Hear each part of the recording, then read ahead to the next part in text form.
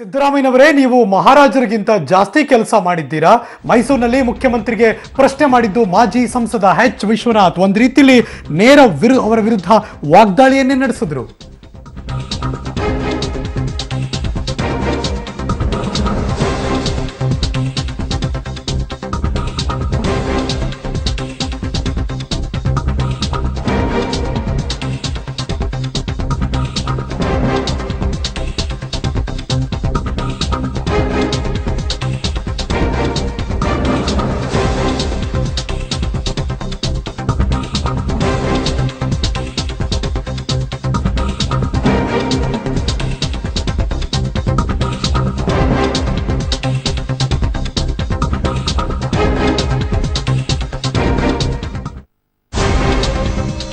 ಈ ಕ್ಷಣ ಬರ್ತಿರುವಂತಹ breaking news.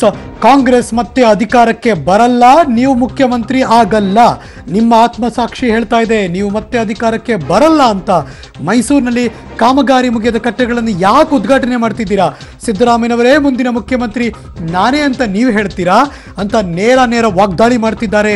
ಮೈಸೂರಿನಲ್ಲಿ ಮಾಜಿ ಸಂಸದರಾದ ಎಚ್ ವಿಶ್ವನಾಥ್ ಅವರು ಮೈಸೂರು ಮಹಾರಾಜರು ಕೊಟ್ಟ ಕೊಡುಗೆ ನೀವೇನು ಕೊಟ್ಟಿದ್ದೀರಾ ಅವ್ರಿಗಿಂತ? ಮೈಸೂರಿನಲ್ಲಿ ಮುಖ್ಯಮಂತ್ರಿಗಳಿಗೆ ಪ್ರಶ್ನೆಯನ್ನು ಮಾಡ್ತಿದ್ದಾರೆ ಮಾಜಿ ಸಂಸದ ಎಚ್ ವಿಶ್ವನಾಥ್ ಅವರು. ಹಾಗಾದ್ರೆ ಮಾಜಿ ಸಂಸದರು ಏನು ಮಾತಾಡಿದ್ರು ಮೊದಲಿಗೆ ಕೇಳಿ. ಸಿದ್ದರಾಮಯ್ಯನವರ ಸರ್ಕಾರ ಮಹಾರಾಜರಿಗಿಂತ ಒಳ್ಳೆ ಕೆಲಸ ಮಾಡಿದೆ ಅಂತ ಜನ ಹೇಳ್ಬೇಕು. ನೀವೇ ಹೇಳ್ಕೊಂಡು ತಿರುಗ್ತಾ ಇದ್ರೆ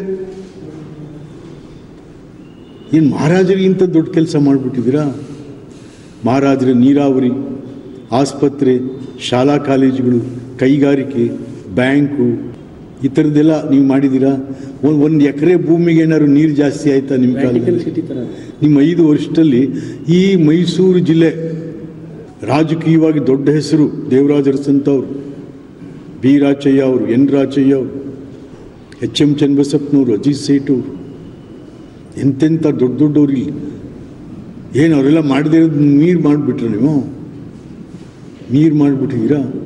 ಒಂದು ಬಿಲ್ಡಿಂಗ್ ಕಟ್ಟಿದ ತಕ್ಷಣ ದೊಡ್ಡ ಅಭಿವೃದ್ಧಿ ಆಗೋಯ್ತೆ ಇಲ್ಲಿ. ಮೊನ್ನೆ ಅಷ್ಟೇ ಮೈಸೂರಿನಲ್ಲಿ ಸನ್ಮಾನ್ಯ ಮುಖ್ಯಮಂತ್ರಿಗಳು ಕೂಡ ಮಾತಾಡಿದ್ರು. ಅವ್ರೇನು ಮಾತಾಡಿದ್ರು ಅದನ್ನು ಕೇಳಿಸ್ಕೊತೀವಿ. ಹಿಂದೆ ಇದ್ದರೂ ಅಧಿಕಾರದಲ್ಲಿ ಸ್ಥಳ ಕಟ್ಕೊಂಡಿದ್ದು ಅಂತ ಹೇಳಕ್ಕಾಗಲ್ಲ. ಮೈಸೂರು ರಾಜಧಾನಿ ನಂತರ ಯಾವುದಾದರೂ ಸರ್ಕಾರ ಇಷ್ಟೊಂದು ಕೊಡುಗೆಗಳನ್ನು ಕೊಟ್ಟಿದ್ರೆ, ಇಷ್ಟೊಂದು ಆಸ್ತಿಗಳ ನಿರ್ಮಾಣ ಮಾಡಿದ್ರೆ ಅದು ನಮ್ಮ ಸರ್ಕಾರ ಈ ಎಲ್ಲ ಬೆಳವಣಿಗೆಗಳ ಬಗ್ಗೆ ಮತ್ತಷ್ಟು ಮಾಹಿತಿ ನನ್ನ ಸಹೋದ್ಯೋಗಿ ಕೆಪಿ ನಾಗರಾಜ್ ಮೈಸೂರಿಂದ ದೂರವಾಣಿ ಸಂಪರ್ಕಕ್ಕೆ ಬಂದಿದ್ದಾರೆ. Good afternoon KP. Very good afternoon Harish. ಇವತ್ತು ಮಾಧ್ಯಮಕ್ಕೆ ಮಾತಾಡ್ತಿರ್ಬೇಕಾದ್ರೆ ಮಾಜಿ ಸಂಸದರು ಅಂತಹ ಪಕ್ಷದಲ್ಲಿ ಇದ್ದದ್ದು ನಾನೇ ಹಂಗೆ ಫೀಲ್ ಮಾಡ್ತಿದ್ದೀನಿ ಅನ್ನೋದಿತ್ತ, ಅಥವಾ ಏನು ಇಂಟೆನ್ಷನ್ ಏನಿತ್ತು ಈ ವಿಷಯ ಪ್ರಸ್ತಾಪ ಮಾಡೋಕೆ? ಹರೀಶ್, ಯಾವಾಗ ಮುಖ್ಯಮಂತ್ರಿಗಳು ತಮ್ಮ ಆಡಳಿತವನ್ನ ಮೈಸೂರು ಮಹಾರಾಜರ ಆಡಳಿತಕ್ಕೆ ಹೋಲಿಕೆ ಮಾಡಿಕೊಂಡು ಆ ನಂತರದಲ್ಲಿ ಸಿ.ಎಂ. ಸಿದ್ದರಾಮಯ್ಯ ಅವರ ಹೇಳಿಕೆಗೆ ತಿರುಗೇಟುಗಳೇ ಸಿಗ್ತಾ ಇದಾವೆ. ಯಾಕಂದ್ರೆ ನಿನ್ನೆ ತಾನೇ ಮೈಸೂರಿನ ಸಂಸದ ಪ್ರತಾಪ್ ಸಿಂಹ ಅವರು ಈ ವಿಚಾರದಲ್ಲಿ ಟೀಕೆಯನ್ನ ಮಾಡಿದ್ರು. ಇವತ್ತು ಪತ್ರಿಕಾಗೋಷ್ಠಿಯಲ್ಲಿ ನಡೆದಂತಹ ಮಾಜಿ ಸಂಸದ ಎಚ್ ವಿಶ್ವನಾಥ್ ಅವರು ಮೈಸೂರು ಮಹಾರಾಜರಿಗಿಂತಲೂ ದೊಡ್ಡ ಜಾಸ್ತಿ ನೀವು ಏನ್ ಕೆಲಸ ಮಾಡಿದಿರಿ, ನೀವು 2 ಬಿಲ್ಡಿಂಗ್ ಗಳನ್ನ ಕಟ್ಟಿದ ಮಾತ್ರಕ್ಕೆ ನೀವು ಅದನ್ನ ಮೈಸೂರು ಮಹಾರಾಜರಿಗೆ ಹೋಲಿಸಿಕೊಳ್ಳುವಂತದ್ದು ಸರಿಯಲ್ಲ ಅನ್ನುವಂತ ಪ್ರಶ್ನೆಗಳನ್ನ ಮಾಡಿದ್ರು. ಮುಖ್ಯವಾಗಿ ಅದಕ್ಕಿಂತಲೂ ಕೂಡ ಇನ್ನೂ ಕೂಡ ಪೂರ್ಣಗೊಳ್ಳದ ಕಟ್ಟಡಗಳನ್ನ ನೀವು ಯಾಕೆ ಉದ್ಘಾಟನೆ ಮಾಡ್ತಾ ಇದ್ದೀರಿ? ನೀವೇ ಹೇಳ್ತಾ ಇರ್ತೀರಿ ಪ್ರತಿ ಬಾರಿ ನಾನೇ ಮುಂದಿನ ಮುಖ್ಯಮಂತ್ರಿ ಅಂತ. ಹಾಗಾದ್ರೆ ನೆಕ್ಸ್ಟ್ ಮುಖ್ಯಮಂತ್ರಿ ಆಗಿ ಅವನ್ನೆಲ್ಲ ಉದ್ಘಾಟನೆ ಮಾಡ್ಬೋದಲ್ಲ ಅನ್ನುವಂತಹ ವ್ಯಂಗ್ಯದ ಟೀಕೆಗಳನ್ನ ಕೂಡ ಇವತ್ತು ವಿಶ್ವನಾಥ್ ಅವರು ಮಾಡಿದ್ರು. ಎಲ್ಲೋ ಒಂದು ಕಡೆಯಲ್ಲಿ ಮುಖ್ಯಮಂತ್ರಿಗಳ ಅವತ್ತಿನ ಹೋಲಿಕೆ ಏನಿದೆ ಅದು ಅವರಿಗೆ ತಿರುಗುಬಾಣವಾದಂತ ರೀತಿಯಲ್ಲಿ ಕಾಣ್ತಾ ಇದೆ ಹರೀಶ್. ಒಂದ್ ಕಡೆ ಸಿಎಂ ಮಾತಾಡ್ತಿರ್ಬೇಕಾದ್ರೆ ಮೈಸೂರಿನಲ್ಲಿ ಯಾವ ಸರ್ಕಾರವೂ ಇದುವರೆಗೆ ಕೊಡಮಾಡದಂತಹ ಆಸ್ತಿ ಮಾಡಿದ್ದು ನಮ್ಮ ಸರ್ಕಾರ ಜನರಿಗೆ ಆಸ್ತಿ ಕೊಟ್ಟಿದೆ, ಅಷ್ಟು ಅಭಿವೃದ್ಧಿ ಕೊಟ್ಟಿದೆ ಅಂತ ಹೇಳ್ತಿರೋ ಎಲ್ಲವೂ ಕೂಡ ಬೋಗಸ್ ಅಂತಾನಾ?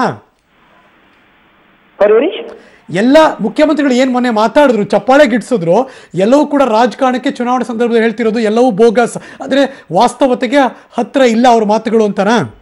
ಅಲ್ಲ, ಅವರ ಪ್ರಕಾರ ಏನು ವಿಶ್ವನಾಥ್ ಅವರ ಪ್ರಕಾರವಾಗಿರ್ಬೋದು ಅಥವಾ ನಿನ್ನೆ ಪ್ರತಾಪ್ ಸಿಂಹ ಅವರ ಮಾತಿನ ಪ್ರಕಾರವಾಗಿರ್ಬೋದು, ಮೈಸೂರು ಮಹಾರಾಜರ ಆಡಳಿತಕ್ಕೆ ಈ ಆಡಳಿತ ಮ್ಯಾಚ್ ಮಾಡೋದಕ್ಕೆ ಸಾಧ್ಯನೇ ಇಲ್ಲ.